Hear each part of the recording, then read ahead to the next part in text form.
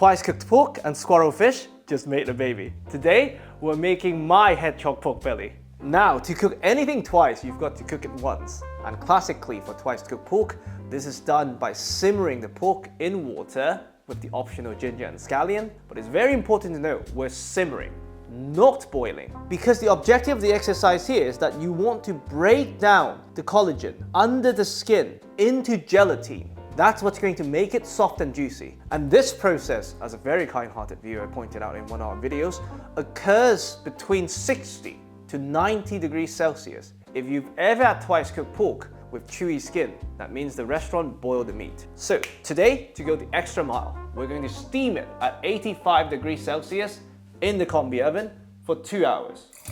Now we have some perfectly cooked pork belly, which had some time to cool down. Normally, you would slice them thin, stir fry this in some Sichuan chili bean paste, and you have twice cooked pork. But today, this is where the fun begins. We're gonna utilize some techniques from another famous Chinese dish, the squirrel fish, which involves scoring the fish on the flesh side, battered, fried, and garnished with a sweet and sour sauce. To make life easier, I've left this in the fridge with some heavy objects on top to really flatten the skin. The gelatine from the collagen that we broke down has solidified, making handling much easier. Now, squirrel fish for me was always a very misleading name because the finished product looked nothing like a squirrel. Digging a bit deeper, I realized it was meant to resemble the tail of a squirrel, not an actual squirrel. But today, given the shape, we're gonna call this hedgehog pork belly.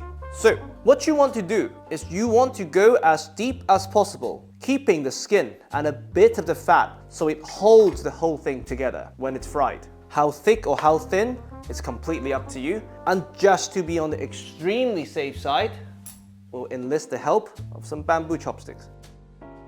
I'll give this much to the head, I think. So, we cross hatch and we go. Somehow I'm a bit nervous. I don't know why. I mean, you can always go deeper afterwards, I suppose. So we'll just stick with this. By the way, I sous vide cooked this at 85 for 2 hours because I want the gelatine to still have a bit of texture. I know it's very fashionable nowadays for high-end restaurants to do 72 hours at 60 degrees Celsius. Yes, it has its purpose, but it would yield something a lot more jelly-like. So it depends on what you're solving for. Like many things in life, like longer, there's no guarantee better. So I should have sharpened my knife before this shoot. Time is on our side. Let's be patient. Okay, so far so good. Other side, this gets scary. I mean, this is a fun dish. It's not gonna make the pork tastier. Something for a Sunday project with the family or friends. Now we trim off the outer layers.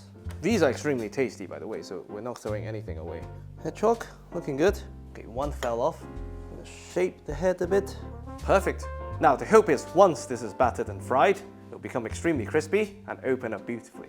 To help us get there, we first want this to come down to room temperature so it softens before we add the dry batter.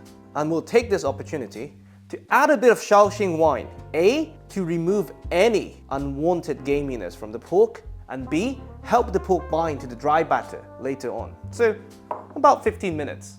Now, to fry this, today we're using cornstarch as our dry batter. Normally, I always prefer potato starch when I want something crispy. But in the traditional recipe, and today, we're solving for its ability to adhere to the actual ingredient. And cornstarch binds a lot better than potato starch. And pork belly, by definition, is so forgiving in terms of cooking that we will get the desired crispiness anyway. So, very simple. Belly's out.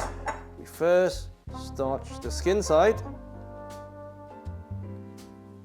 Now, to help us evenly starch the other side, I'm going to grab a tiny bowl, turn it upside down.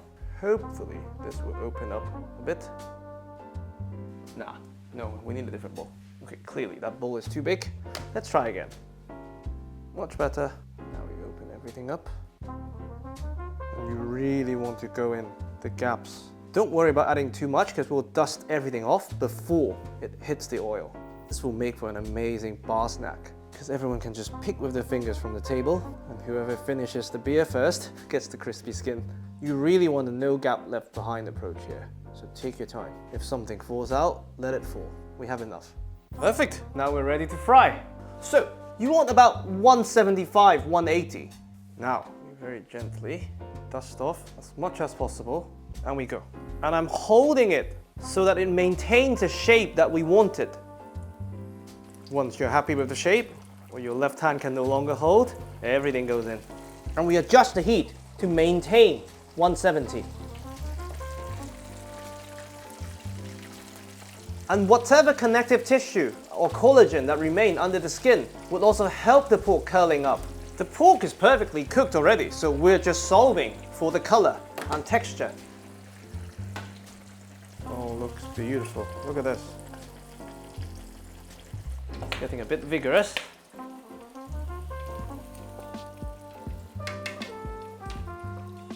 Now we have hedgehog color, huh? Look at this beauty. All the oil splashing.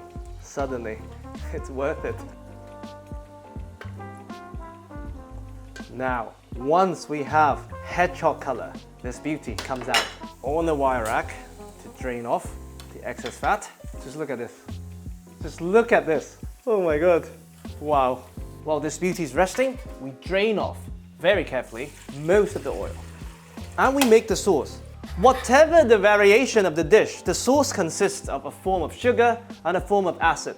And today, for the sugar, my weapon of choice, of course, Mirin. And this will also be my thickener.